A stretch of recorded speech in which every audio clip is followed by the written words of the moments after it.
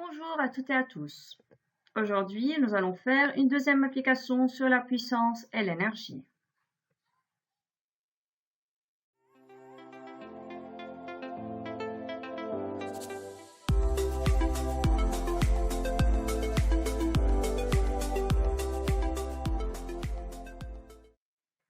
L'objectif de la première application est de valoriser le rôle d'un fusible.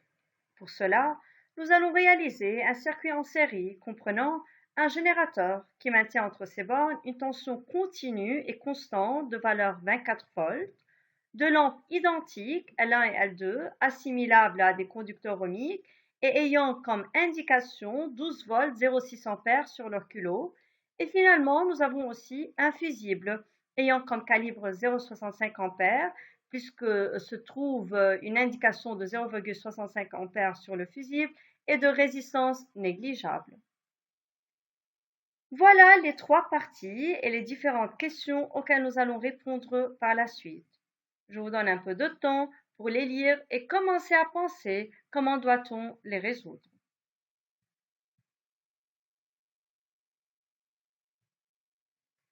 Commençons par la première partie de cette application. Que signifient les indications portées par les lampes? Sur chaque lampe, nous pouvons lire les inscriptions 12 volts 0,6 ampères sur leur culot. Que signifient ces deux valeurs-là? Premièrement, 12 volts représentent la tension nominale ou bien la tension d'usage de la lampe, c'est-à-dire c'est la tension que la lampe doit recevoir pour fonctionner normalement.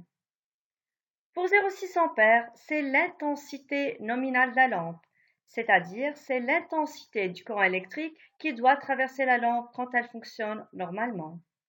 Voilà les deux conditions de fonctionnement normal de la lampe.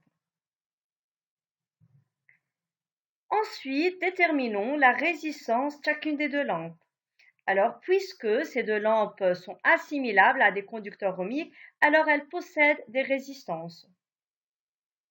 Pour déterminer la valeur de la résistance, nous devons appliquer la loi d'Ohm. Mais en premier lieu, puisque ces deux lampes sont identiques, alors leurs valeurs de résistance sont égales. Et en appliquant la loi d'Ohm U égale RI, nous pouvons dire que R est égal à U1 divisé par I1 ou bien U2 divisé par I2 puisqu'on vient de dire que les deux lampes ont des résistances égales. Alors 12 divisé par 0,6, la résistance de chacune des lampes sera égale à 20 ohms.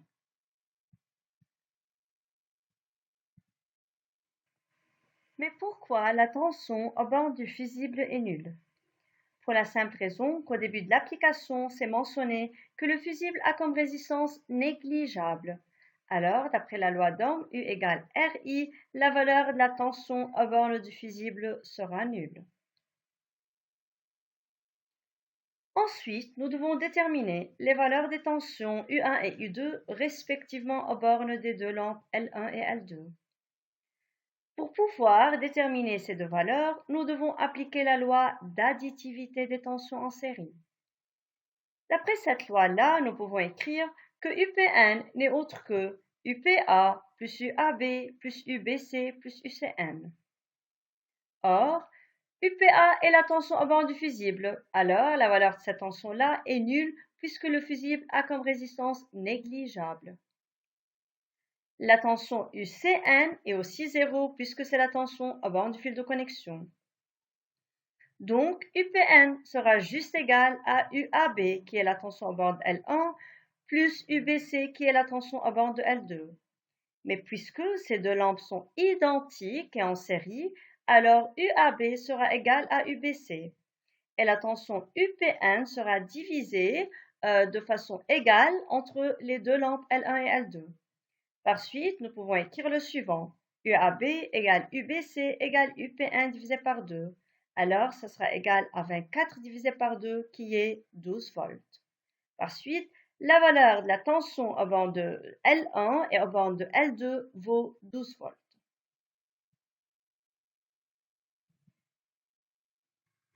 Nous devons déduire maintenant que les deux lampes L1 et L2 fonctionnent normalement. Comme c'est déjà mentionné au début de l'application que la tension nominale ou bien la tension d'usage, chacune des deux lampes vaut 12 volts. Et nous venons de déterminer la valeur U1 de la tension en bande L1 et la valeur U2 de la tension en bande L2, qui vaut aussi chacune d'elles 12 volts. Donc, nous pouvons dire que les deux lampes fonctionnent normalement puisqu'elles sont soumises à des tensions égales à leur tension nominale.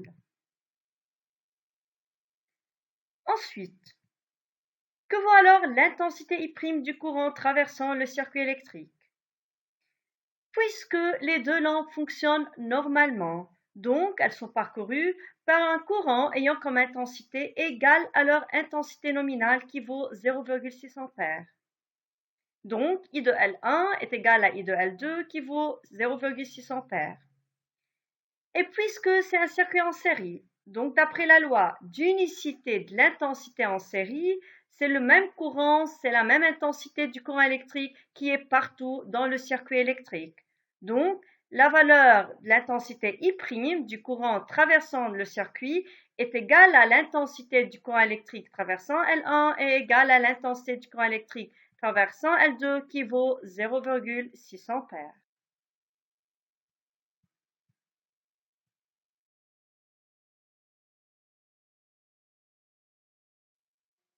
Troisième partie. Dans cette dernière partie, nous devons court-circuiter la lampe L2. Voilà comment on l'a court-circuitée en reliant ces deux bornes à l'aide d'un fil de connexion. Donnez la valeur de la tension U2 aux bornes L2. Justifié. Puisque la lampe L2 est court-circuitée, donc elle ne sera pas traversée par un courant électrique, puisque le courant électrique prendra le chemin le plus simple, celui du fil de connexion, et ne passera plus par la lampe L2. Donc la tension à borne de la lampe L2 sera nulle.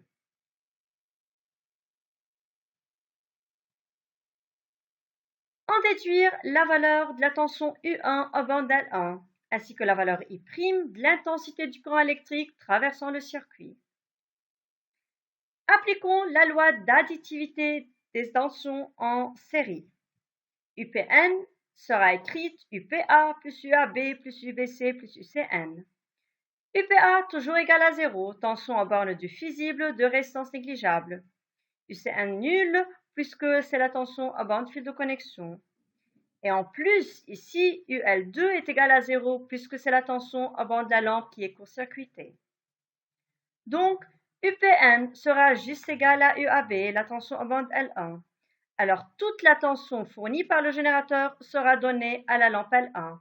Par suite, UAB, la tension à bande L1, sera égale à 24 volts dans ce cas-là. Pour calculer la valeur I' de l'intensité du courant électrique traversant le circuit, appliquons la loi d'Ohm aux bornes d'L1, alors U égale R fois I. Alors la tension aux bornes L1 est égale à la résistance de la lampe L1 multipliée par l'intensité du courant électrique traversant cette lampe-là. Alors IAB sera égal à UAB divisé par R. 24 volts divisé par 20 ohms est égal à 1,2 ampères. Puisque c'est un circuit en série, d'après la loi d'unicité de l'intensité en série, l'intensité du courant électrique traversant L1 est égale à la valeur de l'intensité du courant électrique traversant tout le circuit. Par suite, I' est égal à IAB égale à 1,2 ampères. Dernière deux questions de cette application. La lampe L1 risque de griller. Mais pourquoi? On vient de calculer la valeur U1 de la tension au bord de L1, qui est de 24 volts. Comparons cette valeur à la tension nominale de la lampe, qui est juste de 12 volts.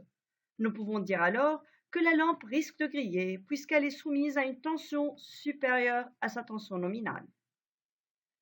Deuxième méthode pour répondre à cette question, c'est en comparant les intensités et non pas les tensions. Cette lampe L1 est traversée par un courant électrique d'intensité 1,2 A qui dépasse l'intensité nominale de cette lampe qui vaut 0,6 A. Donc la lampe L1 risque de griller. En réalité, la lampe L1 ne va pas griller, juste elle s'éteint. Expliqué. Dans ce circuit-là, nous avons un fusible branché en série avec la lampe, ce qui sert à la protéger. Mais comment le fusible protège-t-il la lampe? Au début de l'application, c'est déjà mentionné que sur le fusible, il y a l'inscription 0,65 A. Cela signifie que si l'intensité du courant électrique traversant le fusible dépasse cette valeur qui est égale à 0,65 A, le fil du fusible fond, ce qui coupe le courant dans le circuit. Donc la lampe ne va pas griller, juste elle s'éteint, car elle est protégée par le fusible qui va fondre et couper le courant quand l'intensité du courant principal dépasse 0,65 A.